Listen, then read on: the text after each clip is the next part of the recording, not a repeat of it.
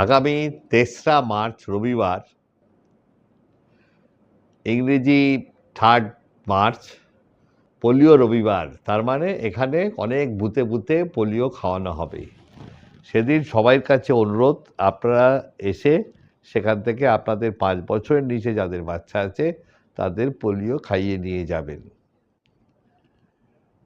আমাদের ভারতবর্ষে 12 বছর হয়ে গেল কোনো পোলিও রোগী পাওয়া যায় না, কিন্তু অন্য দেশে পোলিও পাওয়া যায় এবং যাতায়াত আছে, এবং সেখান থেকে পোলিও রোগী চলে আসতে পারে, বা কেউ বাইরে গেল তারও পোলিও সংক্রমণ হতে পারে।